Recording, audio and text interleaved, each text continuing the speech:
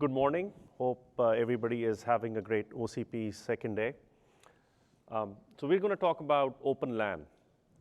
And open networking, OCP as a forum has played a pivotal role in harnessing open networking. It started off with a lot of hyperscalers coming in and saying, hey, data center networks are getting in my way.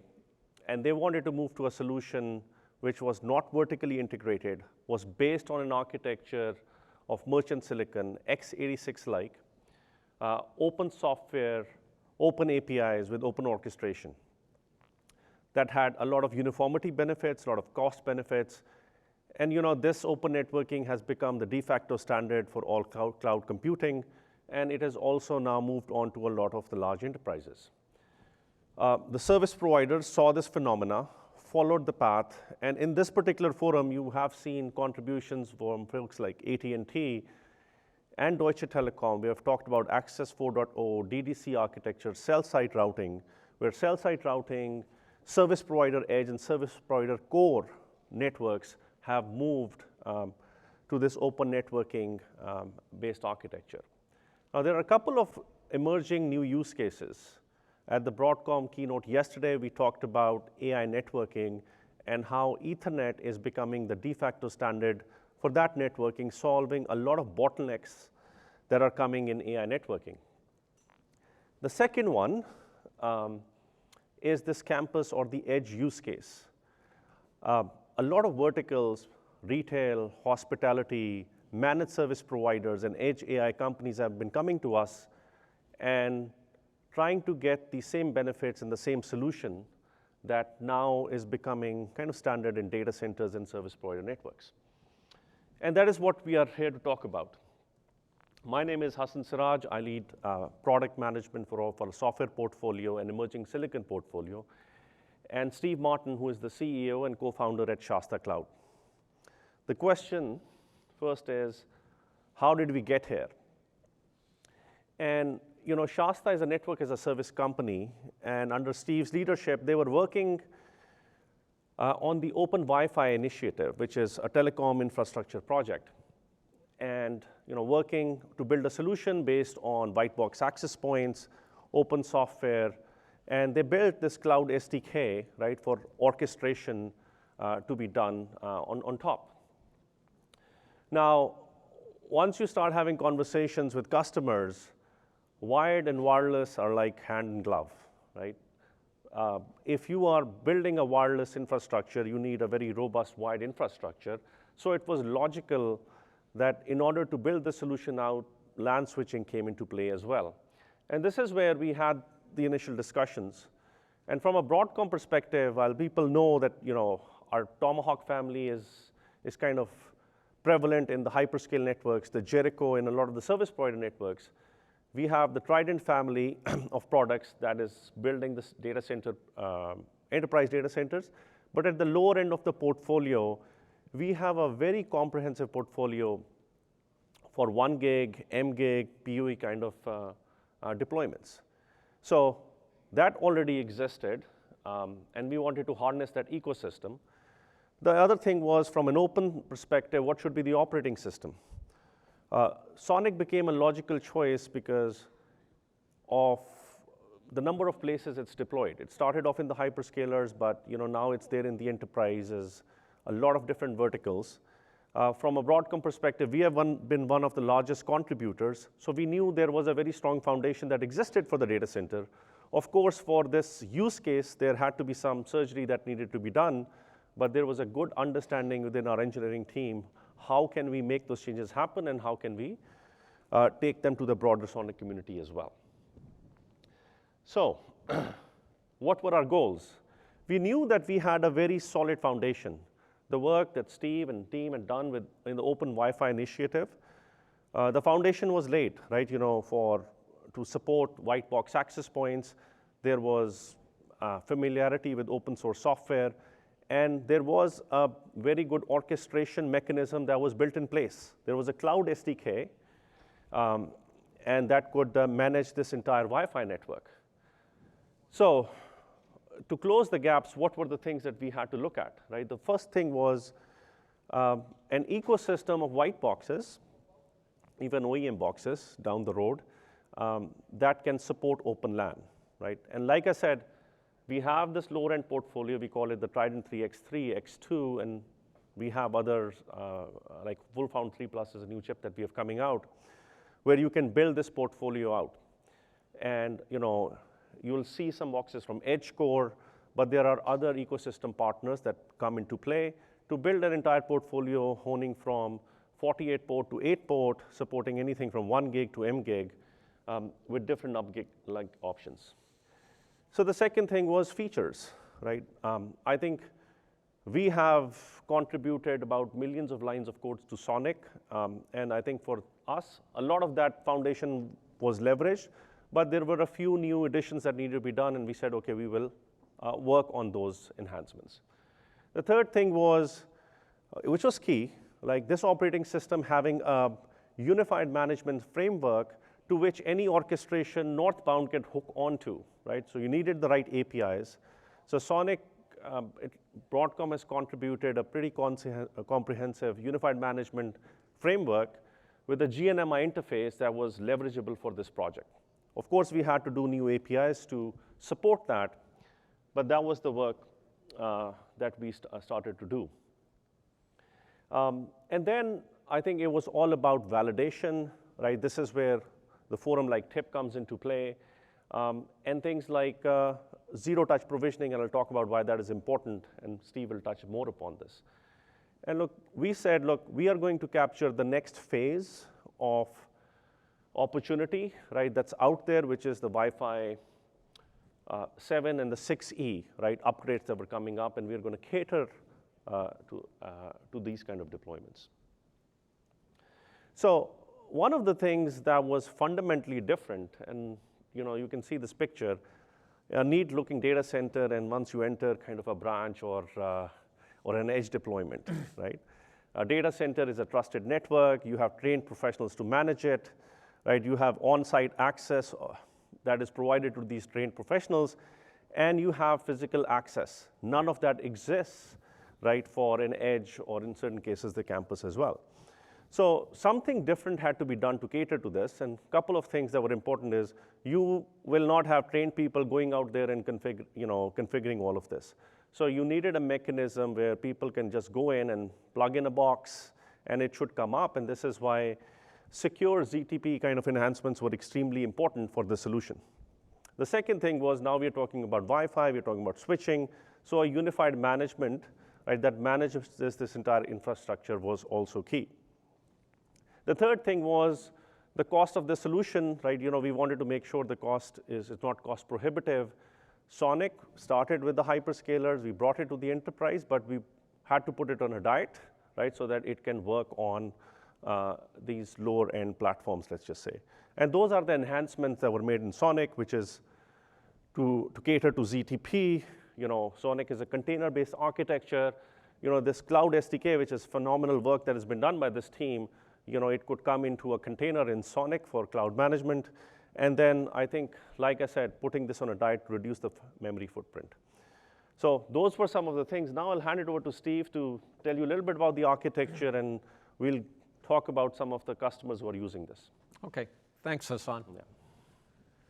So let me give you a little bit of an idea of how this is all put together at the next level down, and certainly want to thank Hasan and his team. Great cooperation and collaboration between Shasta and Broadcom on putting this solution together. But if you look at the overall tech stack, we've mentioned there's Cloud SDK. Shasta builds a complete solution around that, a more complete solution around that Cloud SDK. This is built under the Telecom Infrastructure Project Open LAN initiative. But one of the architectural dimensions that we looked at very closely when we kicked off this Open LAN switching, as we're calling it, OLS initiative, is does the cloud need to get smart about the edge device, or the edge device need to get smart about the cloud? And that was a fundamental architectural trade-off. We elected, and I think it's proving to be the correct decision, the cloud is agnostic. It uses this uCentral protocol, which was developed for Open Wi-Fi, which is a WebSocket-based protocol that telemetry, configuration, everything goes through this pipe. Very secure, very easy to set up, and can handle this over remote links through firewalls, et cetera, which is necessary for the enterprise. And then we built is uCentral client, as it's pictured here, which runs in a container on top of SONiC, and I'll talk a little bit more about that. But to the cloud, this looks like just another edge device. There's a separate data schema for switches versus APs, but other than that, from the cloud, this all looks, pretty much looks the same. And it maintains a lot of those desirable attributes that we brought in from Open Wi-Fi, zero-touch provisioning using a centralized TIP CA server that is used to authenticate the devices. So you can have very generic devices come out of the factory. They can ship to any enterprise anywhere in the world. They will wake up, figure out where to rehome to their eventual destination in terms of their cloud management. No configuration required. And this is all then built on top of the very solid underpinnings of Broadcom solutions and combined with the SONiC operating system as the enabling piece. So little deeper dive into the uCentral agent. We built this from scratch. There's a separate one for Open Wi-Fi, but we decided that the construction of that was too tied to the operating system. So we did an abstracted version of this to come up with this uCentral agent. As Hassan mentioned, runs on a container on top of SONiC. Northbound, it talks uCentral, so it's cloud native from that perspective and inherits all those capabilities. Southbound, there's the adapter that you see at the bottom, which in the case of SONiC, uses GNMI and GNOI for configuration, telemetry, et cetera. But all the changes contained there. This is open source. We've just released this, and I'll provide the links at the end. But this is built so that it can be transportable between different operating systems. Our initial integration and our primary focus has been on SONiC, but we built this so that it could be portable. We're moving along in terms of starting to integrate hardware. It's still early days in this, so you're seeing this somewhat real time. We're just releasing to the market the initial EdgeCore boxes built on top of Broadcom with this OLS capability integrating to our cloud. And then we're starting to build out the product portfolio of white box solutions that will support this. Starting with some EdgeCore boxes, ultimately this can be leveraged to any SONiC compatible platform actually, and certainly ultimately OCP compliant solutions. One interesting use case we ran into as we were developing this capability, particularly the open LAN switching with SONiC, was a customer of ours, TELUS. TELUS is the second biggest carrier in Canada, if you aren't familiar with them. And they have a separate business unit called Intello, which really deals with managed services for in-building networks. And of course, TELUS is a telecom provider, so they do WAN and cellular, et cetera. So they bring a unique set of perspectives and capabilities. But what they saw as we were talking to them about open Wi-Fi and about open LAN switching is, hey, is there a way to tunnel this traffic back? We own the WAN links. We're doing these different buildings. It really simplifies provisioning of these networks, mobility of the clients, the end user clients across L3 mobility domains, et cetera, if we can tunnel all the traffic back to the core. And so, a typical carrier application and that requirement, particularly since they own the WAN links. And so instead of using really an old protocol like GRE, things like that, we basically use the native VXLAN capability in SONiC to construct effectively tunnels that are automatically instantiated, again, as part of the zero-touch provisioning, back to a switch which runs at their point of presence, which integrates SONiC and the VXLAN capability. It's a very slick solution, very cost-effective, highly scalable, all centrally managed, easy to deploy. TELUS is quite excited about it. And ultimately, as I mentioned, it brings together all the management, orchestration, everything that we're doing at a systems level, but relies on white box switching hardware built on top of or built underneath effectively the SONiC operating system. So just a unique application where some of the technology developed in the data center actually is being used in a very creative way as we move more towards the edge into the enterprise. So I know that's a very short and introduction, but links are there for some of the open source and a way to get involved certainly within TIP, within Sonic certainly, or certainly feel free to reach out to me, steve@shasta.cloud, and happy to chat with you if you're interested. Now just like to show a very short video so you kind of see how all of this actually comes together in real life. So using the Shasta Cloud solution fully integrated with white box hardware from select manufacturers, you can easily build a high quality enterprise network. Just order the gear, configure the network settings, connect the equipment, and relax. Shasta's equipment takes care of the rest. You just log into the system, you navigate from the network dashboard to the integrated hardware marketplace. You select from fully qualified hardware components. These are white box solutions from multiple enterprise white box vendors. For us, all at factory direct pricing, packages a simple monthly subscription, which includes everything the service provider needs: cloud services, hardware, embedded software support.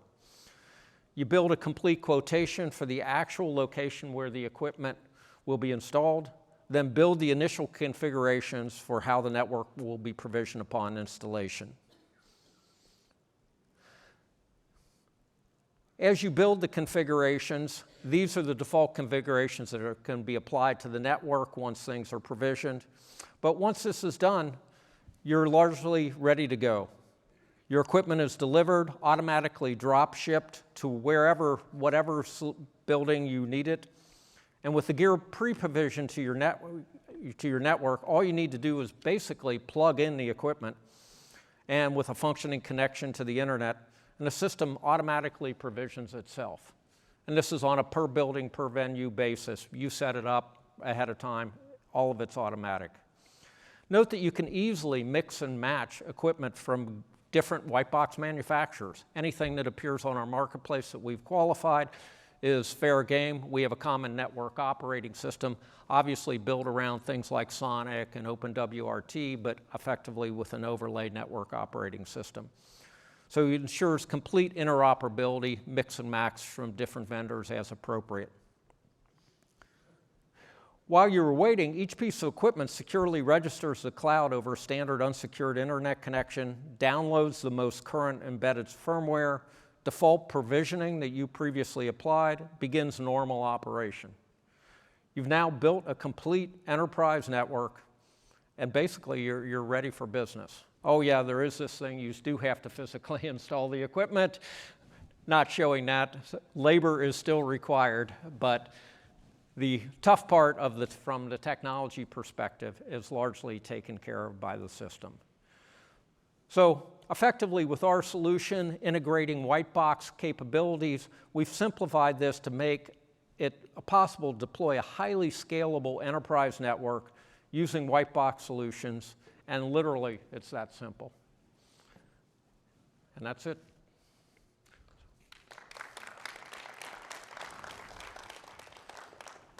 Any quick questions? Yeah, any questions? Nice demo. Maybe one question.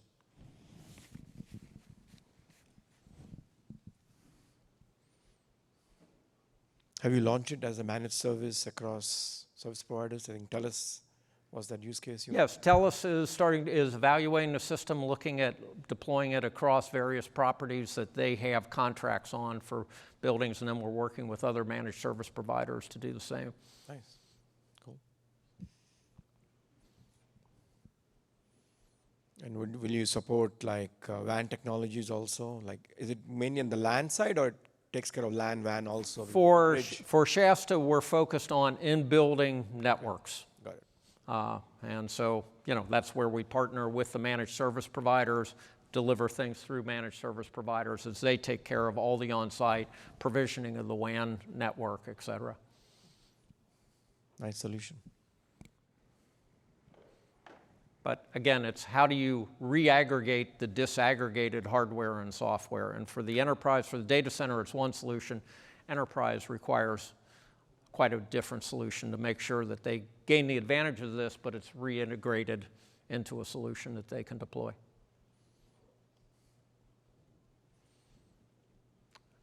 Okay. All right. Well, thank you very much.